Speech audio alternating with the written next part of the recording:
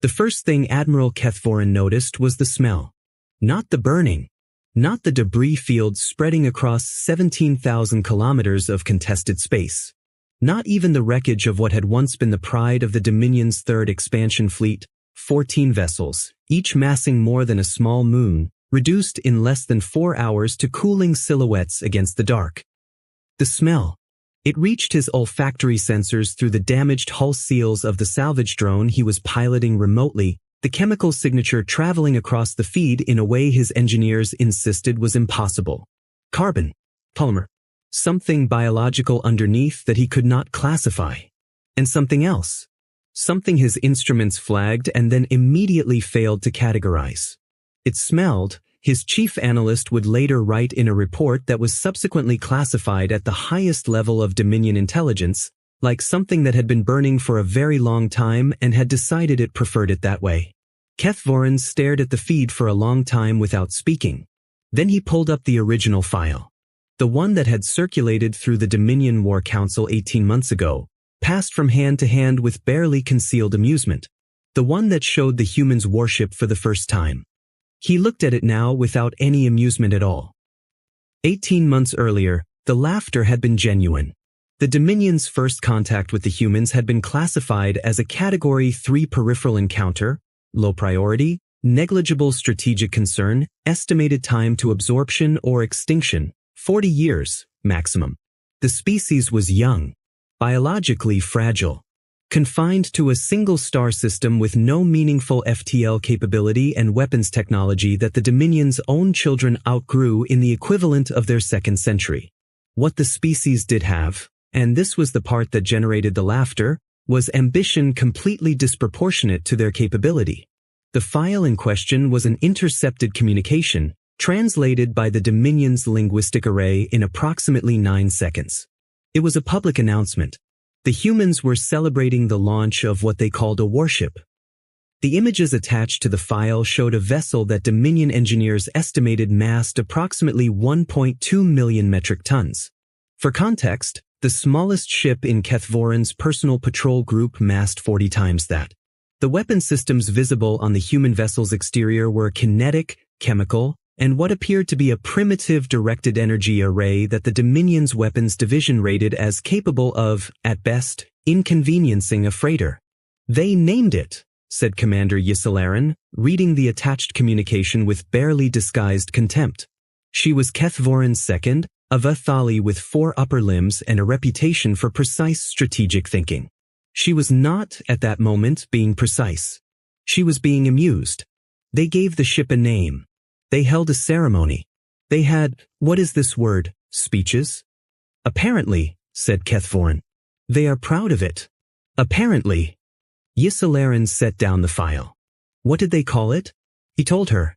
She was quiet for a moment, and then she laughed, a sound like wind through copper pipes, and the laughter spread through the command deck, and within a week it had spread through the Dominion fleet, and within a month it had reached the War Council, where representatives of 11 sovereign species looked at images of the human vessel and its proud, soft-bodied crew and agreed unanimously that the humans were not a threat to be neutralized.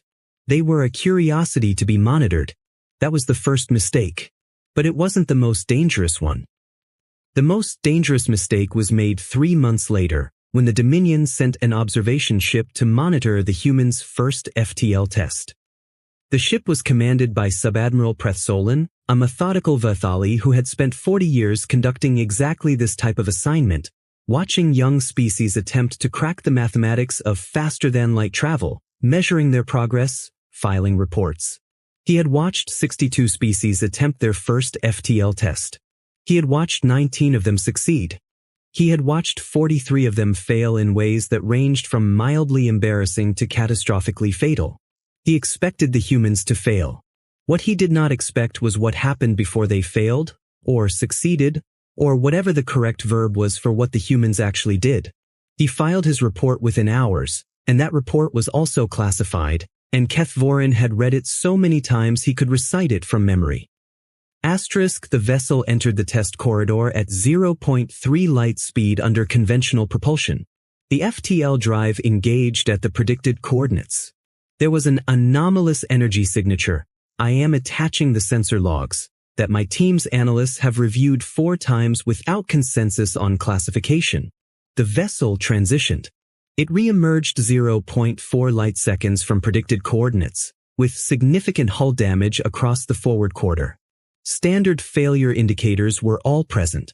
My team flagged this as a partial collapse and began drafting the appropriate report, *. We then received a transmission from the human vessel.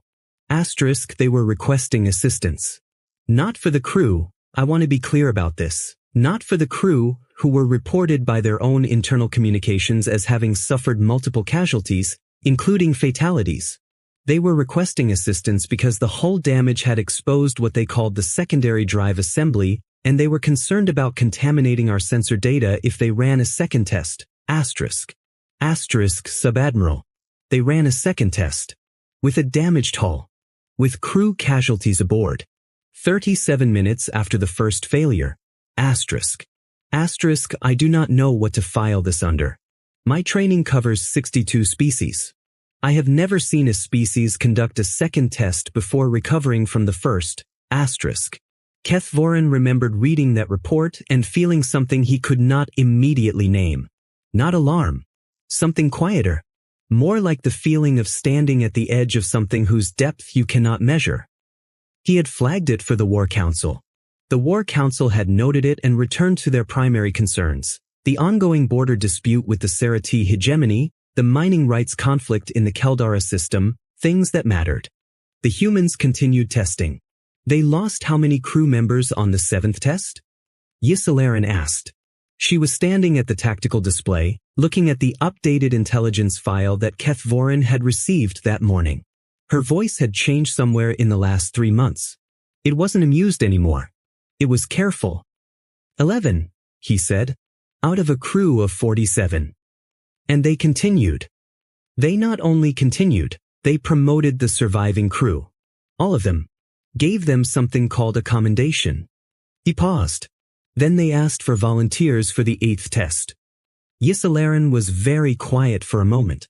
And they got volunteers. They got 412 applications, he said.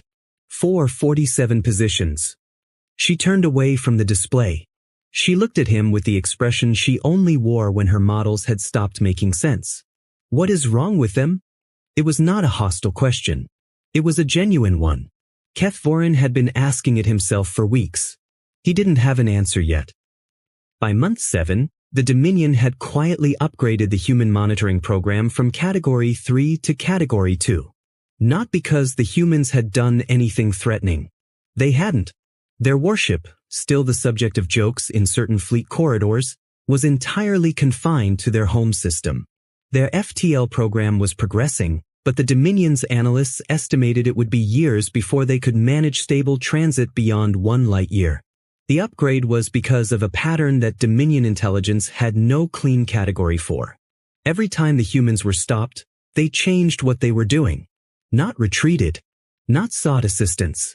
Not accepted the limitation. They altered their approach, frequently in ways that Dominion analysts described as creative, and occasionally in ways they described as alarming, and they continued. The 8th FTL test succeeded. It was a small success, 0.3 light years, transit time 11 minutes. The crew emerged shaken but functional. By Dominion standards, it was barely worth noting. By human standards, it was apparently the occasion for a celebration that lasted 3 days. Kethvorin watched the celebration footage and found himself unable to share the contempt that had characterized the War Council's first viewing. There was something in the footage, in the way the soft-bodied creatures grabbed each other, wept openly on camera, screamed into the void of their own communication channels, that he could not categorize as weakness. It didn't feel like weakness. He couldn't say what it felt like. The War Council upgraded the humans to Category 2 and moved on. The misinterpretation that would cost the Dominion 14 ships began with a perfectly reasonable conclusion. In month 11, the humans launched a second vessel. It was larger than the first. The Dominion's analysts estimated 2.8 million metric tons, still negligible, and its weapon systems were incrementally improved. Nothing the Dominion feared. But the humans also did something that caught Kethvorin's attention in a way he couldn't dismiss. They sent both ships out of the system together. Not far. 2 light years, well within the Dominion's unclaimed buffer zone. But together, flying in a configuration that Dominion tactical analysts reviewed and identified as a standard escort pattern, one vessel shielding the other. The protected vessel was the original Warship. The smaller one. The one everyone had laughed at. Why would they protect the weaker ship? Ysilaran asked. The answer the intelligence division provided was logical. Elegant even.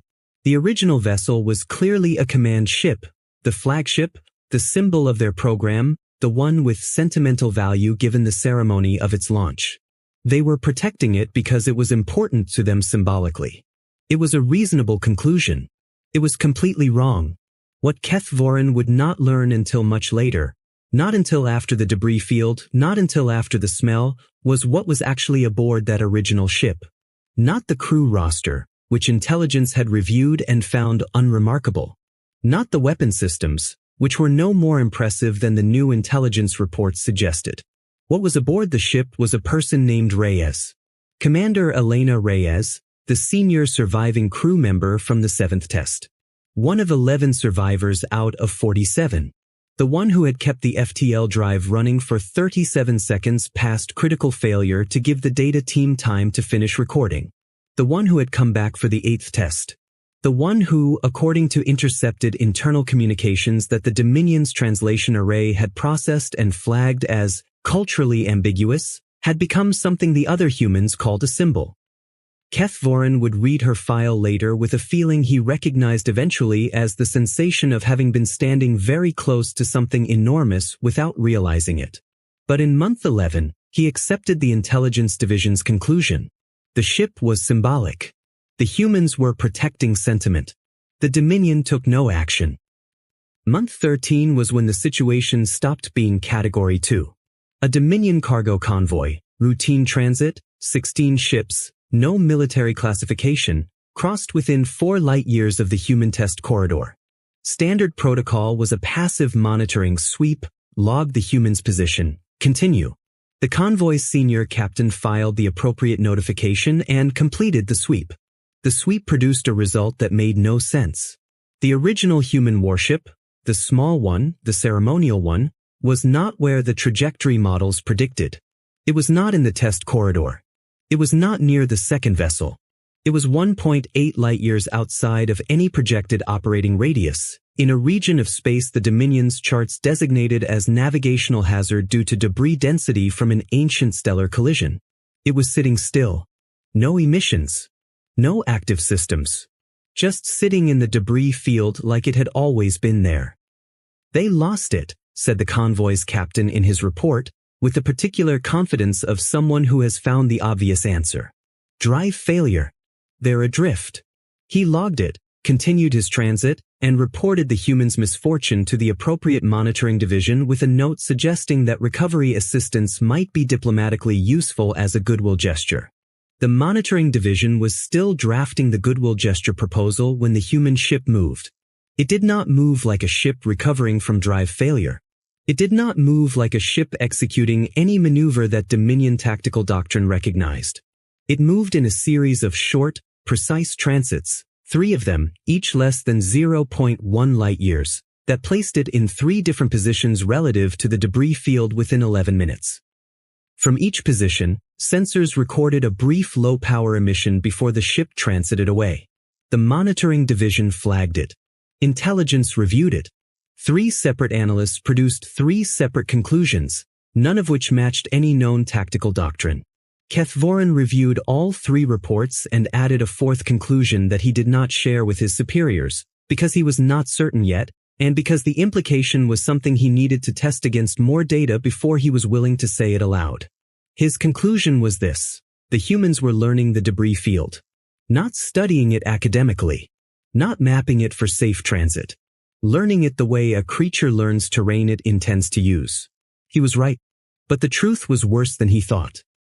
The War Council has authorized a deterrence action, Ysilaran told him in month 15. Her voice was controlled. Flat. The voice she used when she disagreed with orders and had already decided to follow them anyway. The Serati situation resolved faster than projected. The Council has capacity. They've decided the humans need a boundary. Kethvorin looked at the orders for a long time. A deterrence action. 6 ships. We cross into the buffer zone. We hold position inside their maximum recorded FTL range. We transmit a formal territorial notification. Standard protocol. She paused. They calculate the humans will receive the message and acknowledge the boundary. They haven't established communication with us.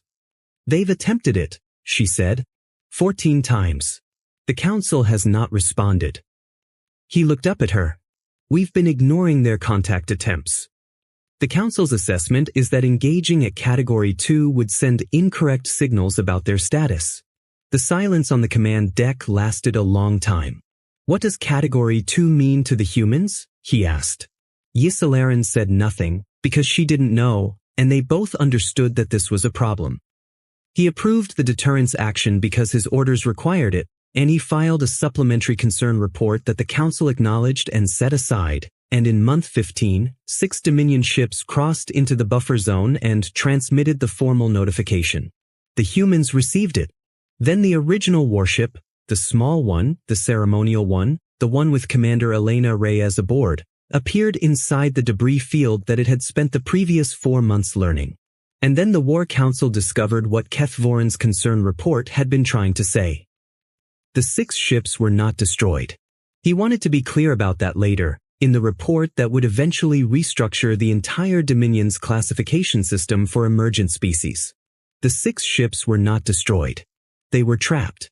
The humans had spent 4 months using their broken ship to quietly map every navigable corridor through a debris field that Dominion charts listed as impassable. They had identified 41 positions where a ship of Dominion standard mass would have maneuvering options reduced to essentially 0. They had pre-positioned, and here was the part that rewrote everything, kinetic munitions throughout the field in quantities that the 6 Dominion ship sensors identified only after they were already committed to their approach. The trap had been built before the humans knew how many ships the Dominion would send. They built it for any number, Yisalaran said. She was standing at the tactical display, and her voice had changed again. It wasn't careful anymore. It was quiet in a different way, the way a room goes quiet when someone says something that reorders everything. They built a trap that works regardless of force size. Yes. They couldn't have known we were coming. No. They built it anyway. He nodded. They built a trap for someone who hadn't decided to come yet, she said slowly, in a location we hadn't decided to approach yet, using a ship we decided wasn't worth watching carefully. She looked at him. How long have they been doing this? Kethvorin pulled up the earliest surveillance footage they had of the human FTL program. He set it to play from the beginning. The screen filled with footage from the first test. The ship, the original warship, the one everyone had laughed at, moving through its test corridor. He froze the frame on a detail his analysts had flagged and dismissed 9 months ago. A sensor array on the ship's lower hull, pointing perpendicular to the direction of travel. Pointing out, toward the debris field, more than a light year away. Pointed there during the very first test. Before the Dominion had established that monitoring station. Before the Dominion had any presence in the buffer zone. Before the Dominion had ever sent a ship anywhere near that region. Yisalaran stared at the frozen frame for a very long time. They knew, she said. Before we had anything in range to observe, they already knew someone was watching. Kethvorin said nothing. How? She asked. I don't know. She turned to look at him, and he saw in her expression the same thing he had been carrying alone for weeks. Not fear, exactly. Something more specific than fear. The particular sensation of realizing that your map is wrong and you don't know yet in how many directions. Get me everything we have on Reyes, she said.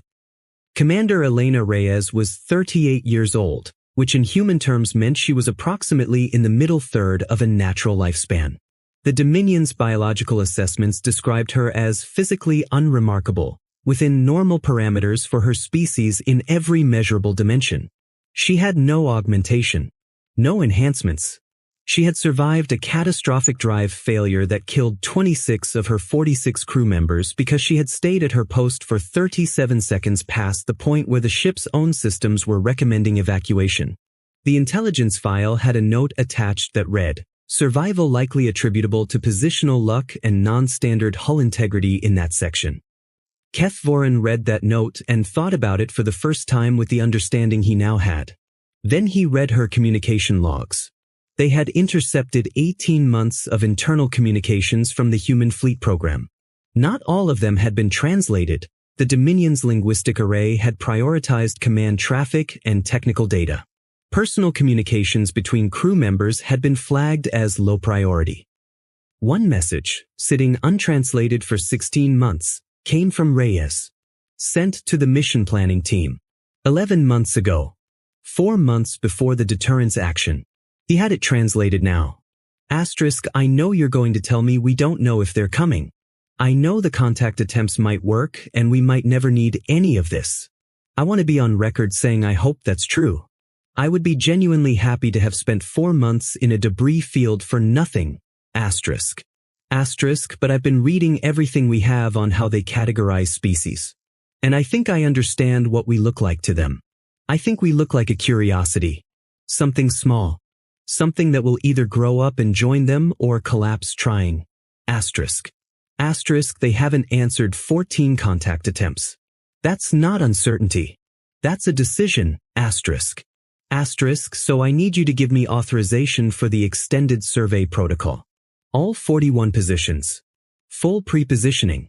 I need time to do this right.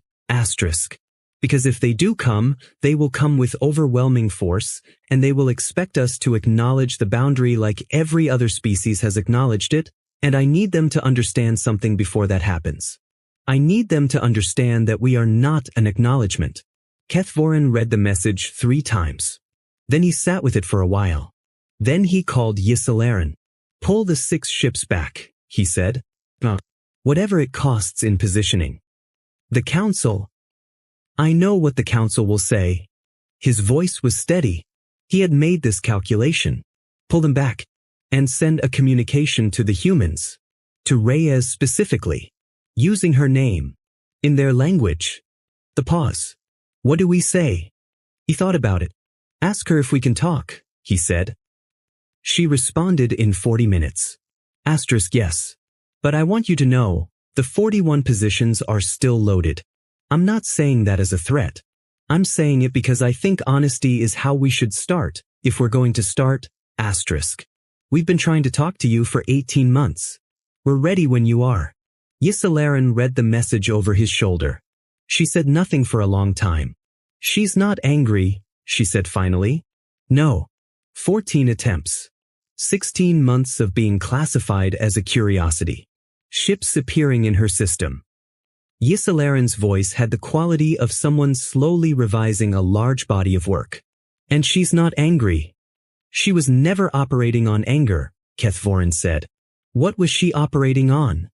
He looked at the message.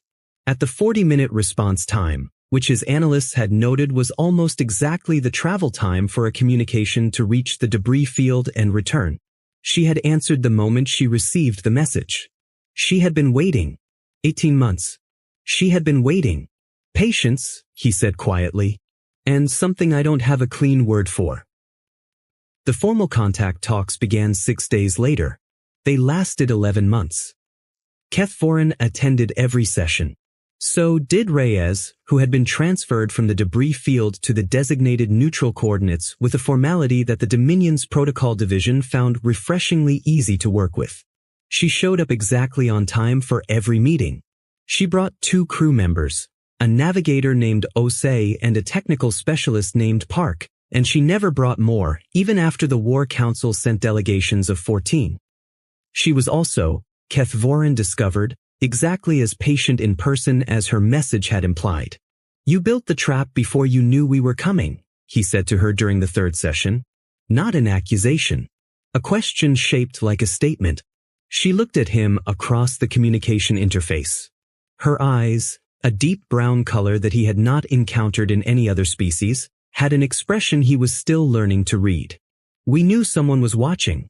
We didn't know it was you specifically. How did you know someone was watching? The pause. The same way you know when a room has gone quiet, she said. There was a quality to the silence. He did not know what that meant. He filed it in the growing document he was keeping of things Elena Reyes had said that he could not categorize but could not dismiss. By session 7, he had been formally reprimanded by the War Council for spending too many sessions asking questions that deviated from the approved territorial agenda. By session 9, the War Council had replaced his co-negotiator twice. By session 11, Yisalaran had submitted her own concern report, citing intelligence gaps that required immediate escalation. The concern report was about the second ship. The larger one. The one that had been sitting quietly in the human system while everyone's attention was on the debris field. It had, according to updated surveillance, been significantly modified. Not upgraded. Modified. In ways that Dominion analysts had reviewed and could not classify under any existing weapons or propulsion category. The modifications involved, as best as they could determine, the ship's structural integrity systems, but modified in a direction that made the ship structurally weaker in standard conditions. Weaker in standard conditions. Stronger in something else. They didn't know what. The deterrence action the War Council eventually authorized in month 22 was not 6 ships. It was 14. The Dominion had by then reclassified the humans at Category 1, Emerging Threat, and the Council had spent 4 months debating response options and concluded that a demonstration of force sufficient to make the trajectory of negotiation clear was the appropriate tool. Kethvorin submitted 3 separate objections. All 3 were acknowledged and set aside. The 14 ships assembled outside the buffer zone and transmitted a formal communication to the human fleet, requiring that all vessels withdraw to within a defined perimeter around their home system and submit to a Dominion monitoring agreement as a condition of continued autonomous status. The communication gave the humans 6 hours to respond. The humans responded in 40 minutes. Asterisk, we've received your communication. We understand what you're asking. Asterisk. We'd like to formally note that we consider the original contact attempts still open, and we'd be glad to resume talks at any point. We would also like to formally note that the vessel you've been monitoring in the debris field has been recalled. That means the debris field is empty now. We wanted you to know that before you made any decisions. Kethvorin read the message on his personal display in his quarters. He read it 3 times. Then he went to the command deck and found Yisalaran already there, already looking at him. The debris field, she said. Empty, he said. She told them. She told them it's empty. Why would she? Yisalaran stopped. Restarted. Why would she warn them? If the field is still loaded. It's not, he said. I believe her. It's empty. Then why does it matter that she told them? He sat down slowly. He thought about the document on his personal display. About every conversation he had filed in that document that he could not categorize but could not dismiss. Because she's not operating the debris field anymore, he said. That's not where she wants us looking. The second human ship, the larger one, the structurally weakened one, transited into the buffer zone while he was still speaking. What followed happened across 94 minutes, and the full reconstruction took the Dominion's tactical division 8 months to complete. And Kethvorin read the final report in a room by himself with the kind of complete attention he had given almost nothing else in his career. The second ship, configured in that way they hadn't been able to classify, structurally weakened in standard conditions, had not been modified as a weapons platform. It had been modified as something the Dominion's tactical language had no existing word for. Kethvorin eventually adopted the human term when he used it in official reports, because it was the only accurate one. They called it a lighthouse. The structural modifications increased the ship's FTL signature by a factor the Dominion sensors initially processed as instrument error and recalibrated 3 times before accepting. Every FTL transit the ship made produced a beacon, visible across an enormous range, unmistakable, precise. And the ship transited. Repeatedly. In a pattern that the tactical division's reconstruction showed was not random, was not evasive, was something so precisely calculated that the lead analyst noted in the margin of his report, This vessel's pilot is operating at a level of navigational sophistication that should not be possible at their stage of FTL development. The pilot's name, according to the crew manifest, was Osei. The navigator Reyes had brought to every single negotiation session. The one who had sat quietly while Kethvorin and Reyes talked. The one he had never asked a single question about, because he had been watching Reyes, while Osei had been watching everything else. The pattern of transits was not evasive because it didn't need to be evasive. The second ship wasn't trying to escape the 14 Dominion vessels.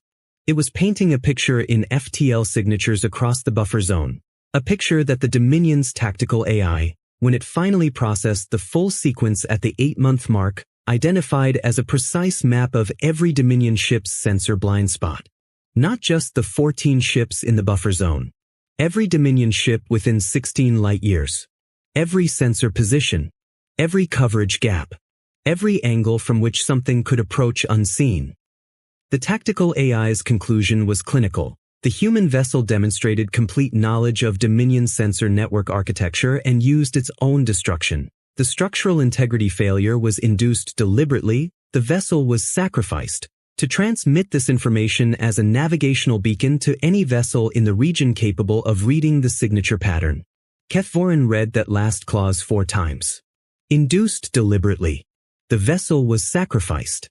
He thought about Osei sitting quietly across the table at 11 months of negotiation sessions. He thought about the 40-minute response times that were precisely the communication travel time.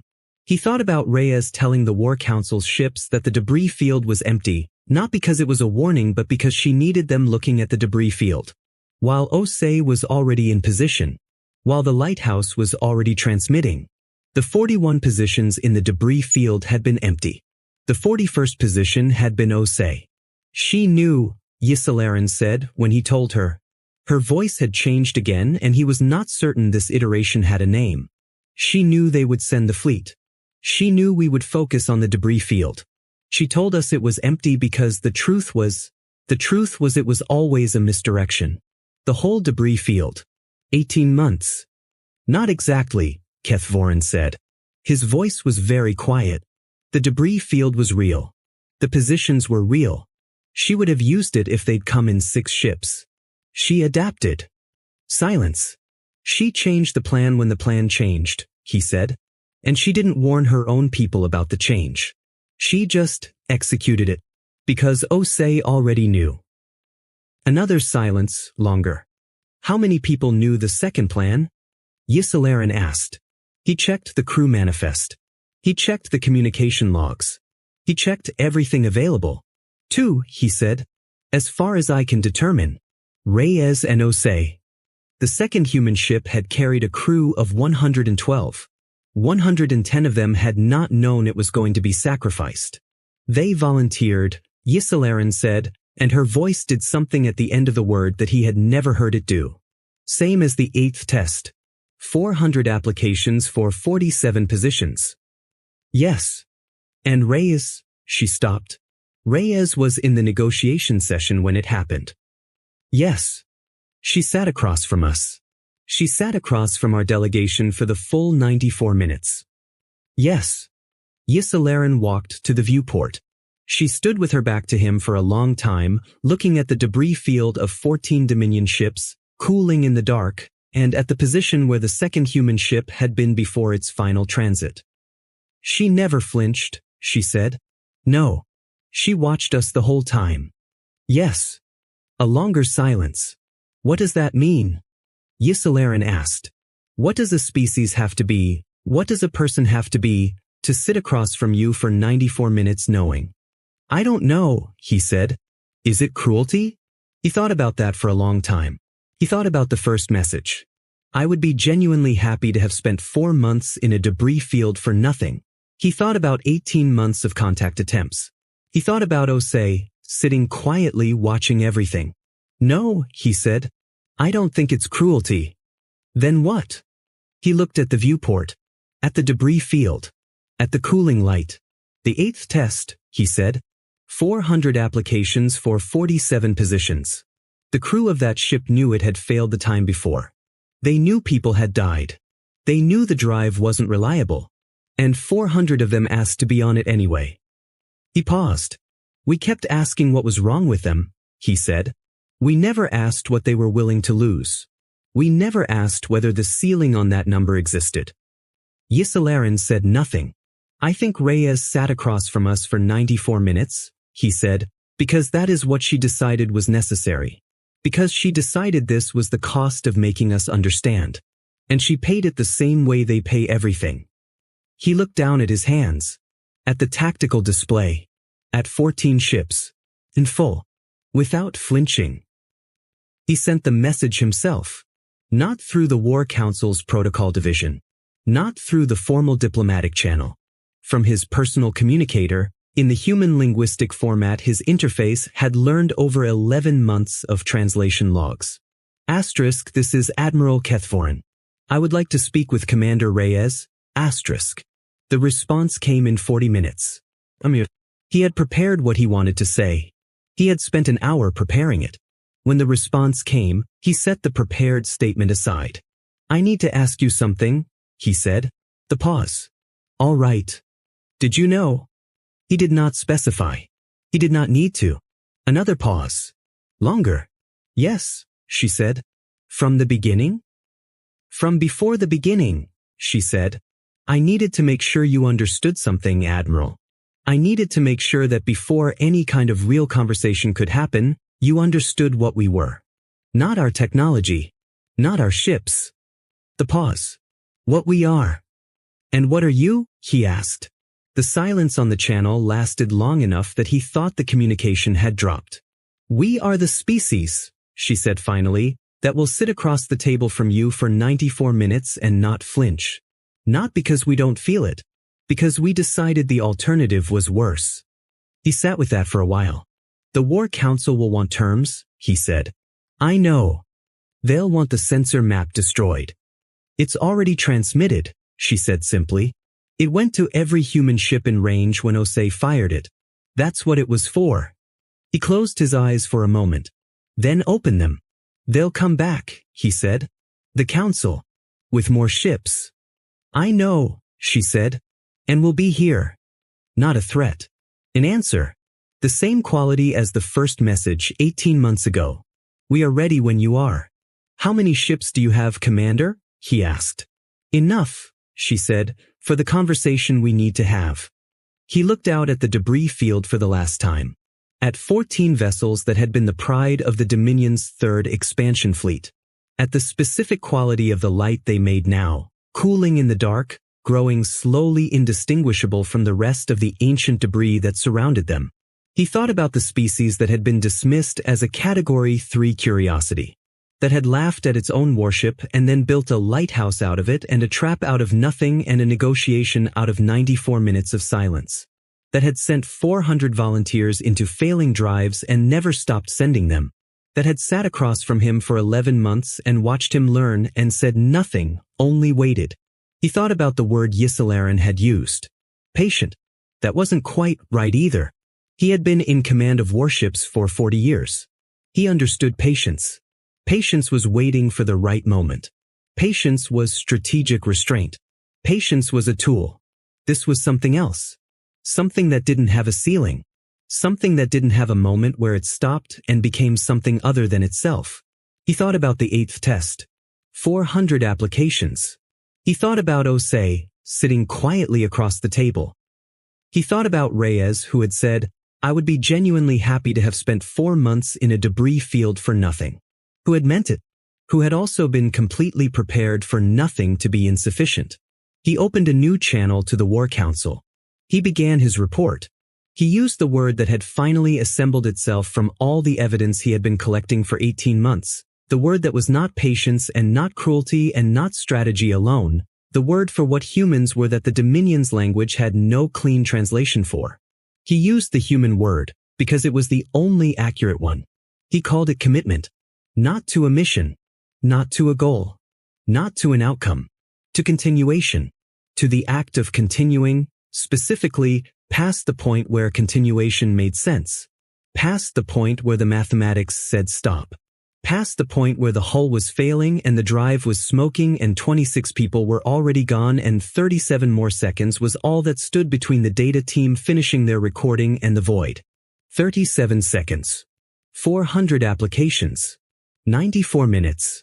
The galaxy had looked at the human warship and laughed, and the laughter had been entirely reasonable, because by every metric the galaxy knew how to apply, the human warship was small and slow and fragile and outgunned, and the crew that flew it was soft-bodied and short-lived and barely off their own planet. The laughter had been entirely reasonable. The laughter had been wrong. Not because the ship was secretly powerful. Not because the humans were secretly superior. Not because the metrics were wrong. Because the metrics measured the wrong thing entirely. Because the galaxy had been measuring capability, and capability was not what humans ran on. The War Council would send more ships. He knew that. More talks would follow, or more confrontations, or some combination of the two that he could not yet predict. The sensor map was already distributed. The debris field was empty. 112 crew members of a ship called a lighthouse had given everything they had to make sure that if the conversation ever had to stop being a conversation, it stopped on human terms. He did not know how this ended. He suspected, for the first time in his 40-year career, that the ending was not something he was capable of predicting. He looked at the viewport one more time. At the light the debris made. At the dark around it.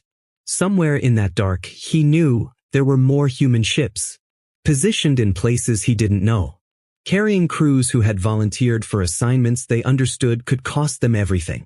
Waiting, with that particular quality of waiting that wasn't patience and wasn't aggression and wasn't strategy alone but something underneath all of those things, something that the galaxy had spent 18 months observing and categorizing and filing in the wrong drawer.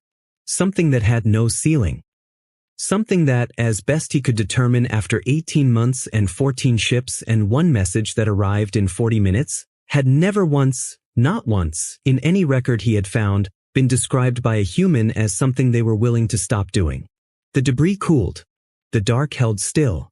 And somewhere in it, the humans waited.